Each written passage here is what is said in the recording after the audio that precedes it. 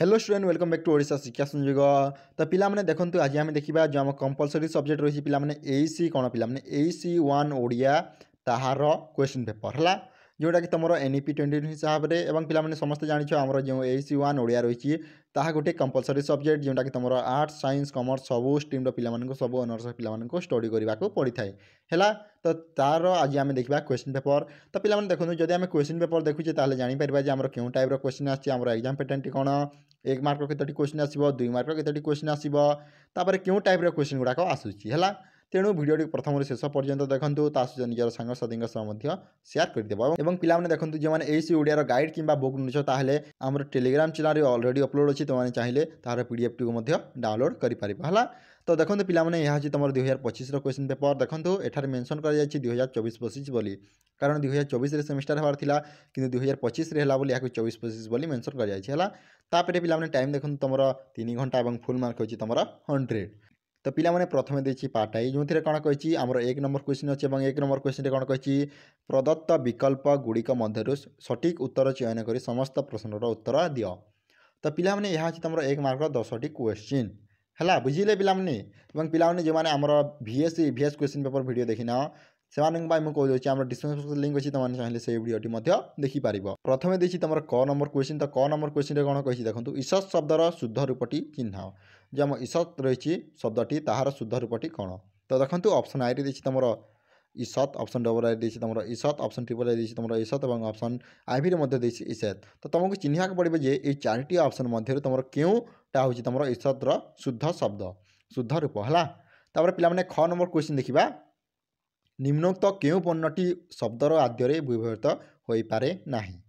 तो देखु आमर जो रही आद्य शब्दर क्यों वर्णटी आमर शब्दर आद्य व्यवहृत हो पारे नाही। तो देखु कौन कौन देछि ल देछि ढ देछि झ देछि एवं तालबेश देछि है। तापर ग नंबर क्वेश्चन देखो पिलाने रूढ़ीर मौलिक धर्म कौन जो आम रूढ़ी रही ताहार मौलिक धर्म कौन। तो 4टी ऑप्शन अच्छी पिलाने आम डिस्कसन करवा। तो प्रथम देछि तुम ऑप्शन आई आविधानिक अर्थ व्यवहृत होता है। जदि आम बी नंबर क्वेश्चन देखा आविधानिक अर्थ परित्याग करे। ऑप्शन ट्रिपल आइट देछि आपणार भाषिक रूप परिवर्तन घटाई एवं तुम शेष ऑप्शन टी हूँ पिलाने ऑप्शन आई भी प्रयोग भेदरे अर्थ बदली जाए है। तो यह तुम ग नंबर क्वेश्चन। एवं जो नेक्स्ट क्वेश्चन को जदि आम घ नंबर क्वेश्चन देखा पिलाने कौन कही देखूँ 3 को 13 करवा यही रूढ़ीर अर्थ कौन। तो देखो रूढ़ीटी आसी तो रूढ़ी कौन कही पिलाने 3 को 13 करवा रूढ़ीर अर्थ कौन। तो देखो ऑप्शन आई रही तुम प्रचार करवा ऑप्शन डबल आई रही सर्वनाश घटाइबा ऑप्शन ट्रिपल आई रही टाण भांगीद ऑप्शन आई रही ठकीबा। तो देखो 3 को 13 करवा माने कौन पिलाने प्रचार करवा है। तापर देखो पिलाने एवं जावा तुम 1 नंबर क्वेश्चन को मु रास्ताटे जाऊ जाऊ पड़गली यह क्यों प्रकार वाक्य। तो देखो यह कौन तुम सरल वाक्य यौगिक वाक्य मिश्र वाक्य कि क्यों प्रकार वाक्य। तो देखो ऑप्शन कौन कौन देछि ऑप्शन आई दी तुम सरल वाक्य ऑप्शन डबल आई दी यौगिक वाक्य ऑप्शन ट्रिपल आई तुम जटिल वाक्य और ऑप्शन आई दी मिश्र वाक्य है। तो क्यों पद देछि आउ थे आम पढ़ा मु रास्ता जाऊ जाऊ पड़गली यार तुम क्यों प्रकार वाक्य है पिलाने। तापर देखो 6 नंबर क्वेश्चन टी हाथीटी गीत गाऊँच यह कहीं वाक्य नुहे है। हाथीटी गीत गाऊँच यह कहीं गोटे वाक्य नुहे। तो देखो ऑप्शन आई दी तुम आकांक्षा रुथबार ऑप्शन डबल आई दी तुम योग्यता भाव ऑप्शन ट्रिपल आई दी पिलाने आसक्तिर भाव और ऑप्शन आई दी खंड वाक्य हेउथिबारु। तापर पिलाने एबी 6 नंबर क्वेश्चन को निम्नोक्त मध्य क्योंटी अनुच्छेद संक्षेपणर एक नियम नुहे कौन पिलाने। तो देखो ऑप्शन आई दी तुम बृहत्तर अनुच्छेद को आमूलचून पाठ करवा बृहत्तर अनुच्छेदर भावार्थ बुझा बृहत्तर अनुच्छेदर केवल मूल विषय संक्षिप्त करवा किंबा अनुच्छेदर विस्तृत वर्णना करवा विस्तृत अनुच्छेदर विस्तृत वर्णना करवा। पिलाने 6 नंबर क्वेश्चन को शीर्षक निर्धारण नियम क्योंटी नुहे। ऑप्शन आई तुम विषय आधारित ऑप्शन डबल आई प्रतीकात्मक वाग्यात्मक एवं रही तुम वर्णनात्मक है। तापर पिलाने जदि आम 6 नंबर क्वेश्चन देखा कौन कही देखो गोटे मत देछि advertising to give public notice to announce publicity कहार मत थिला। तो देखो वेबस्टर देछि गार्डनर देछि विलियम देछि तुम कोटलर कौन पिलाने कोटलर है। तापर पिलाने शेष क्वेश्चन हूँ तुम एमसी क्वेश्चन हाथी उपद्रव रोकवा हेले आम क्या पत्र लिखा पड़ो है। तो देखो ऑप्शन आई तुम थानाधिकारी ऑप्शन डबल आई तुम ବନଖଣ୍ଡ ଅଧିକାରୀ, ଅପସନ୍ ଟ୍ରିପଲ୍ ଆଇ ଦେଇଛି ବିଡ଼ିଓ ଏବଂ ଅପସନ୍ ଆଇଭିରେ ଦେଇଛି ତହସିଲଦାର। ତ ପିଲାମାନେ ଏହି ଟାଇପ୍ର କ୍ୱେଶ୍ଚିନ୍ ତୁମର 1 ମାର୍କର କ୍ୱେଶ୍ଚିନ୍ ଆସିବ ହେଲା। ଏବଂ ପିଲାମାନେ ଯେଉଁମାନେ ସିଲେକ୍ଟିଭ୍ 2 ଦିନ ୱେଟିଂ କର, ମୁଁ ଏହାର ଏଇସି ଆମ ଯେଉଁ ଓଡ଼ିଆ ରହିଛି ତାହାର ସିଲେକ୍ଟିଭ୍ ମଧ୍ୟ ପ୍ରୋଭାଇଡ଼ କରିଦେବି। ତ ପିଲାମାନେ ଏଇ ଯେଉଁ ପାର୍ଟ ଡବଲ୍ ଆଇକୁ ଯେଉଁଥିରେ କ'ଣ କହିଛି ପିଲାମାନେ ଦେଖି ନିଅନ୍ତୁ।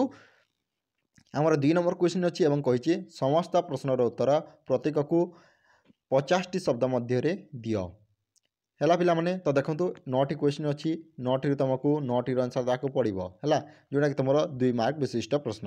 ତ 9 ଦୁଗୁଣେ ହେଉଛି ତୁମର 18।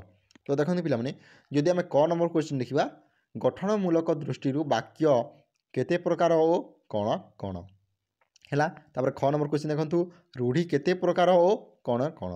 ତାପରେ ପିଲାମାନେ ଯଦି ଆମେ ଗ ନମ୍ବର କ୍ୱେଶ୍ଚିନ୍ ଦେଖିବା, ଜଟିଳ ବାକ୍ୟ କାହାକୁ କୁହାଯାଏ ଏହାର ଏକ ଉଦାହରଣ ଦିଅ। ତ ପିଲାମାନେ ପ୍ରଥମେ କହିବେ ଜଟିଳ ବାକ୍ୟ କାହାକୁ କୁହାଯାଏ ଏବଂ ତାହାର ଗୋଟିଏ ଏକ୍ଜାମ୍ପଲ୍ଟି ଦେଇଦେବେ, ବୁଝିଗଲେ ପିଲାମାନେ। ତାପରେ ଘ ନମ୍ବର କ୍ୱେଶ୍ଚିନ୍ ଦେଖନ୍ତୁ, ଶବ୍ଦ କାହାକୁ କୁହାଯାଏ ଏବଂ ସବ୍ୟବହୃତ 2ଟି ଶୁଦ୍ଧ ଶବ୍ଦ ଲେଖ।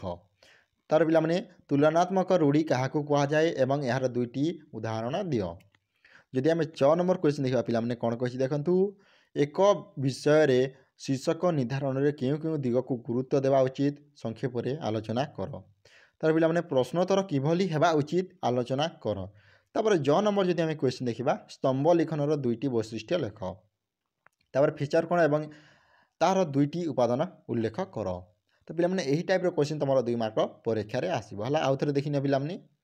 এবং ପିଲାମାନେ ଯେଉଁମାନେ ଏଇସି ଆମର ଓଡ଼ିଆର ଗାଇଡ଼ କିମ୍ବା ବୁକ୍ ନିଛ, ତାହେଲେ ଟେଲିଗ୍ରାମ ଚ୍ୟାନେଲରେ ମୁଁ ଅଲରେଡ଼ି ଅପଲୋଡ଼ କରିଦେଇଛି, ତୁମମାନେ ଚାହିଁଲେ ଟେଲିଗ୍ରାମକୁ ଯାଇ ଡାଉନଲୋଡ଼ କରିପାରିବ ହେଲା।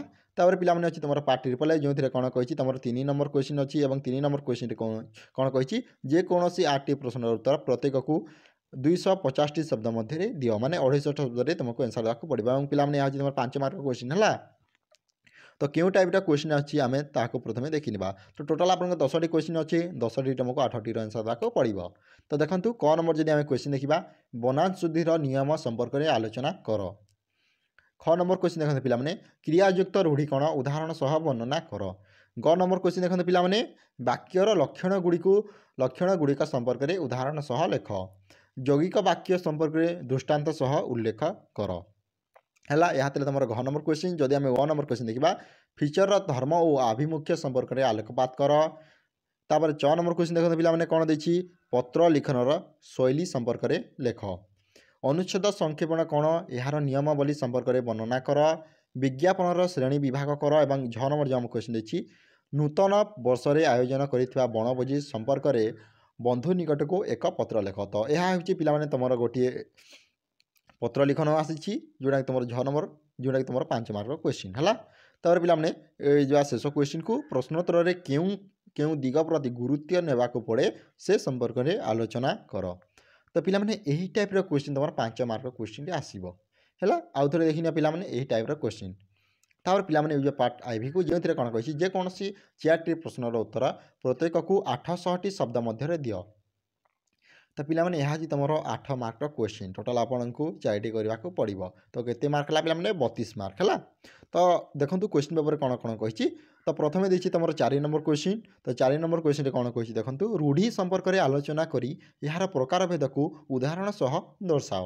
ଯେଉଁ ଆମ ରୂଢ଼ି ରହିଛି ପିଲାମାନେ, ତାହା ବିଷୟରେ କିଛି ସମ୍ପର୍କରେ ଆଲୋଚନା କରିବେ ଏବଂ ତାହାର ପ୍ରକାରଭେଦ, ରୂଢ଼ି କେତେ ଟାଇପ୍ର, ତା ସହିତ ତାହାର କିଛି ଏକ୍ଜାମ୍ପଲ୍ ମଧ୍ୟ ଦେଇଦେବେ ହେଲା। ତାପରେ 5 ନମ୍ବର କ୍ୱେଶ୍ଚିନ୍ ଦେଖନ୍ତୁ ପିଲାମାନେ, ବାକ୍ୟ କାହାକୁ କୁହାଯାଏ ଉଭୟ ଭାବସୂଚକ ଓ ଗଠନମୂଳକ ଦୃଷ୍ଟିରୁ ଏହାର ପ୍ରକାରଭେଦ ସଦୃଷ୍ଟାନ୍ତ ସହ ଆଲୋକପାତ କର। କ'ଣ ପିଲାମାନେ ପ୍ରଥମେ ଦେଖନ୍ତୁ ବାକ୍ୟ କାହାକୁ କୁହାଯାଏ ତାହା ଲେଖିବେ ଗୋଟିଏ ସେଣ୍ଟେନ୍ସରେ, ତାପରେ ତାହାର ତଳେ ଲେଖିବେ ଆମର ଯେଉଁ ଭାବସୂଚକ ଏବଂ ଗଠନମୂଳକ ଦୃଷ୍ଟିରୁ ଆମେ କ'ଣ ବାକ୍ୟକୁ କେତେ ପ୍ରକାରରେ ଭାଗ କରିଛେ ହେଲା। ତାପରେ ଯଦି ଆମେ 6 ନମ୍ବର କ୍ୱେଶ୍ଚିନ୍ ଦେଖିବା, ଅନୁଚ୍ଛେଦକୁ ସଂକ୍ଷିପ୍ତ କରିବାର ବିଭିନ୍ନ ଶୈଳୀଗୁଡ଼ିକୁ ଉଦାହରଣ ସହ ବର୍ଣ୍ଣନା କର। ଆମେ ଅନୁଚ୍ଛେଦକୁ କିପରି ସଂକ୍ଷିପ୍ତ ହିସାବରେ ଲେଖିପାରିବା ହେଲା। ତାପରେ ଦେଖନ୍ତୁ ପିଲାମାନେ 7 ନମ୍ବର ଯଦି ଆମେ କ୍ୱେଶ୍ଚିନ୍ ଦେଖିବା, ସ୍ତମ୍ଭ ଲିଖନର ପ୍ରକାରଭେଦ ସମ୍ପର୍କରେ ଆଲୋଚନା କର। ଯେଉଁ ଆମ ସ୍ତମ୍ଭ ଲିଖନ ରହିଛି ତାହାର ପ୍ରକାରଭେଦ କେତେ ଟାଇପ୍ର ଅଛି ତାହା ବିଷୟରେ ଆଲୋଚନା କରିବେ। ତାପରେ ଯଦି ଆମେ ଶେଷ କ୍ୱେଶ୍ଚିନ୍ ଦେଖିବା, ବିଜ୍ଞାପନର ବୈଶିଷ୍ଟ୍ୟ ନିପୂରଣ କରି ଏହାର ପ୍ରକାରଭେଦ ସମ୍ବନ୍ଧରେ ସବିସ୍ତୃତ ଆଲୋଚନା କର ହେଲା। ତ ପିଲାମାନେ ଏହି ଟାଇପ୍ର କ୍ୱେଶ୍ଚିନ୍ ତୁମର 5 ମାର୍କର କ୍ୱେଶ୍ଚିନ୍ରେ ଆସିବ, 8 ମାର୍କର କ୍ୱେଶ୍ଚିନ୍ରେ ଆସିବ ହେଲା। ତ ପିଲାମାନେ ଏହା ହେଉଛି ତୁମର ଏଇସି ଓଡ଼ିଆର କ୍ୱେଶ୍ଚିନ୍ ପେପର୍। ଯଦି ଭିଡ଼ିଓଟି ଭଲ ଲାଗିଛି ଲାଇକ୍ କର, ତା ସହିତ ନିଜ ସାଙ୍ଗସାଥୀଙ୍କ ସହ ମଧ୍ୟ ସେୟାର କରିଦେବ। ଏବଂ ପିଲାମାନେ ଯଦି ତୁମେ ବୁକ୍ କିମ୍ବା ଗାଇଡ଼ ମିଳୁଛ, ତାହେଲେ ଆମର ଟେଲିଗ୍ରାମ ଚ୍ୟାନେଲରେ ଜଏନ୍ ହୋଇଯାଅ, ସେଠାରେ ତୁମକୁ ମିଳିଯିବ।